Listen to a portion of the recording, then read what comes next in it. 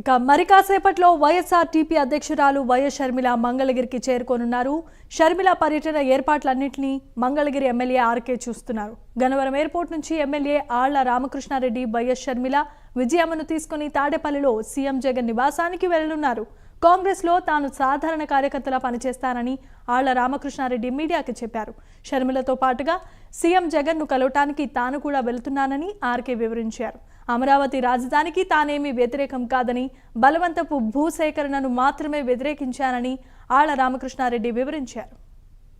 నిన్ననే మనందరం కూడా చూసాము, షర్మిలమ్మ గారి అబ్బాయి వివాహం నిశ్చయం అవ్వటం, దానికి సంబంధించి మొట్టమొదటి పెండ్లి పత్రిక దివంగత మహానేత రాజశేఖర రెడ్డి గారి సమాధి వద్ద ఉంచి ఆయన ఆశీస్సులు తీసుకోవడం, తిరిగి షర్మిలమ్మ గారు, విజయమ్మ గారు, వారి కుటుంబ సభ్యులందరూ కూడా ముఖ్యమంత్రి జగన్మోహన్ రెడ్డి గారిని కలిసి పెండ్లి పత్రిక ఆహ్వానానికి తాడేపల్లి వస్తున్నామని చెప్పి నాకు నిన్న షర్మిలమ్మ గారి ఆఫీస్ నుంచి ఇంటిమేషన్ రావటం, ఇవాళ బహుశా 3:30-4 గంటల ప్రాంతంలో షర్మిలమ్మ గారు, విజయమ్మ గారు, వారి మిగతా కుటుంబ సభ్యులందరూ కూడా ముఖ్యమంత్రి గారిని ఆహ్వానించడానికి గన్నవరం వస్తున్నారని చెప్పి తెలిసి మేమందరం కూడా వెళ్ళి విజయమ్మ గారిని, షర్మిలమ్మ గారిని రిసీవ్ చేసుకొని ముఖ్యమంత్రి గారి ఇంటి వరకు వెళ్ళి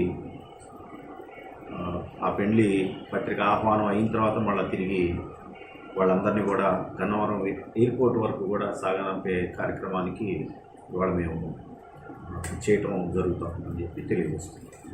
షర్మిలమ్మ గారు కూడా దాని మీద చాలా క్లారిటీగా చెప్పడం జరిగింది. అది కూడా నేను కూడా చూశాను ప్రెస్లోనే.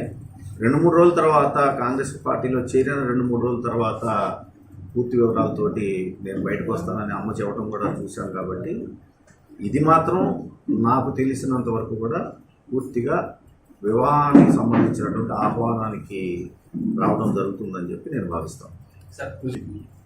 నేను షర్మిలమ్మ గారితో పాటు వెళ్తామండి, విజయమ్మ గారితో పాటు వెళ్తాను, సీఎం గారితో పాటు వెళ్తాం. గారు అనాలన్నా ఎవరనాలన్నా ఒక కమిటీ కూడా నిర్ణయాలు తీసుకుంటారు కదా, ఆ నిర్ణయాల ప్రకారం వెళ్తామని చెప్పేసి నేను తెలియజేసుకుంటాను. అంటే అలాంటిది ఉండదని చెప్పేసి నేను వ్యక్తిగతంగా భావిస్తాను. కాంగ్రెస్ పార్టీ, టీడీపీ పార్టీ కలుస్తుందని చెప్పి నేనైతే భావించట్లేదు. వ్యక్తిగతంగా అలా ఉంటుంది అని చెప్పి నేనైతే అనుకుంటున్నాను. అదే అంటున్నా ఉన్నా, నేను కొత్తగా చేరబోతా ఉన్న పార్టీలో ఇంకా చేరలా.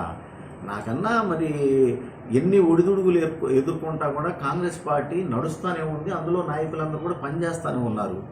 వాళ్ళ తర్వాత వరుసలోనే ఉంటాను, కానీ వాళ్ళకన్నా ముందు వాళ్ళతో సమానంగా ఉండాలని కోరుకోవడం కూడా కరెక్ట్ కాదనేది నా భావన. ఆ రోజున ఆ కాంగ్రెస్ పార్టీ పెద్దలు ఏ నిర్ణయం తీసుకుంటే ఆ నిర్ణయం ప్రకారమే పనిచేసుకుంటాను. నేనేనండి, ఆంధ్రప్రదేశ్ నుంచి. ఇప్పటి వరకు మరి ఇంకెంతమంది వస్తారో నాకైతే ఐడియా లేదు. మీలో మీ అన్నయ్య కీలక పాత్రలో ఉన్నారు, దీన్ని యాక్సెప్ట్ చేస్తున్నారా? అంటే అన్నా తమ్ములు అనేది కుటుంబ వ్యవహారానికి సంబంధించి అంతే తప్ప ఒకే కుటుంబంలో ఎంతమంది రకరకాల పార్టీలో లేరండి. కాబట్టి పార్టీ అనేది వ్యక్తిగతము, బంధం అనేది అది కుటుంబ పరంగా వచ్చేది. కాబట్టి కుటుంబ బంధానికి గౌరవిస్తాము, ఎవరి వ్యక్తిగత నిర్ణయాలకి వాళ్ళని కట్టుబడి ఉంటామని చెప్పి తెలియజేస్తాం. ఇంతకుముందే చెప్పానండి, మళ్ళీ తిరిగి వైఎస్ఆర్ కాంగ్రెస్ పార్టీకి వెళ్ళే పరిస్థితి అయితే నాకు లేదండి, నేను వెళ్ళను కూడా.